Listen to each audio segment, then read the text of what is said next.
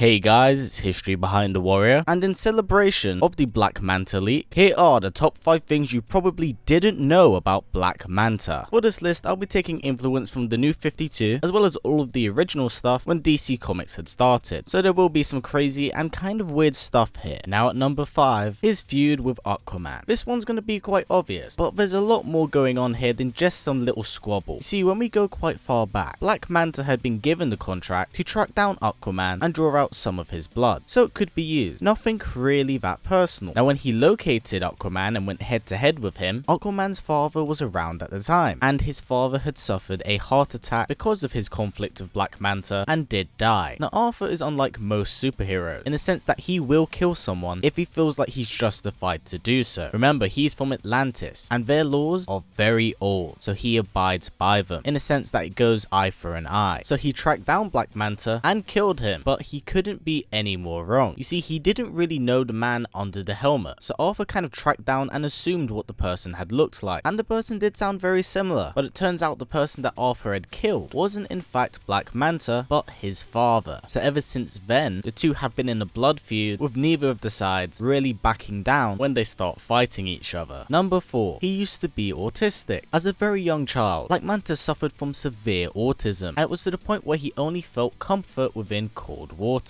Because this was starting to become more and more severe, he was taken to Arkham Asylum, where he was continuously experimented on in order to find a cure for it, and eventually they were able to cure him of his autism, but they didn't count on one thing. The drug and the serums they'd pumped into him had turned him into a homicidal maniac, and he killed everyone that had worked on the project to in fact cure him, which does explain why he became a hitman. Number 3, he became an actual Black Manta? Yeah, this actually had happened. You see, in the Underworld Unleashed story arc, Black Manta had sold his soul to the demon called Neron in exchange for supreme power. This had, from what you can obviously see, completely transformed him into a Manta-man hybrid. It looks really weird. Now, despite being turned into like this weird freaky demon thing, he stopped tormenting Aquaman and was more interested in smuggling drugs to Star City.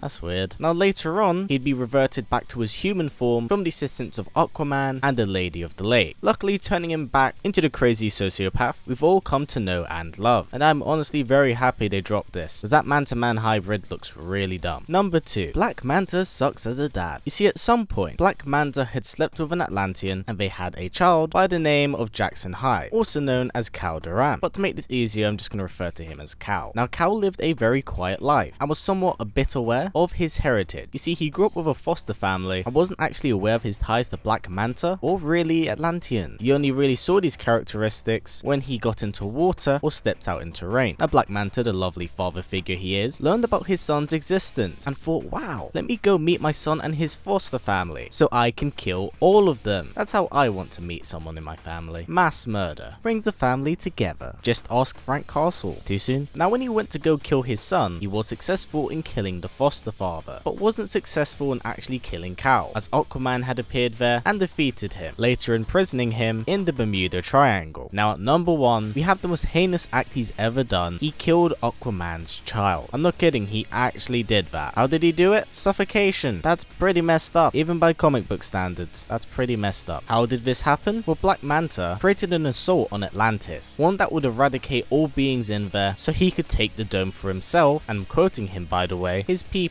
as he is of African American descent. So he wanted to remove all Atlanteans to populate it with people from his culture. Apparently this leads to him wanting to lead very personal attacks against Aquaman, which does apparently mean baby murder. So he got Aqua Baby, more or less threw him in a test tube and let him suffocate to death whilst he was battling Aquaman. Now he was defeated, but he'd been stalling so much time, but Aquaman's son did die. Now even though he was defeated, he knew in secret that he had won. As you see, after the death of Aqua Baby, Mira and Arthur would separate for quite some time, so Black Manta in many ways left a massive scar on their relationship. But yeah, that's been it for Black Manta for now, guys. I hope this has been quite informative, as I do have to admit I'm not the biggest Aquaman fan and I'm not too familiar with his rogues gallery, but oh my god, this guy's an absolute scumbag. I will say that he's certainly one of DC's better written villains, but I will say for the most part that a lot of his fandom does come from the really cool costume he does have, especially that helmet. It kind of seems a little bit strange, especially when you take into to mind that it can fire massive beams of energy out of it. Now what do you think of Black Manta? And if you know a very interesting fact that I've left out here, please feature it down in the comments below. I'd like to learn more about this character before his release. And also let me know, how do you feel about Black Manta making it into the game as DLC? Are you happy about it? And will you main him? Now before this video wraps up guys, if possible let's try getting it to about 500 likes. It's a great way of supporting this channel as YouTube's ad system is kinda broken right now. So by giving it a thumbs up it helps out a ton. Now as always guys, please comment, like, subscribe and share this video with everyone you know. Please take care and I'll see you all next time.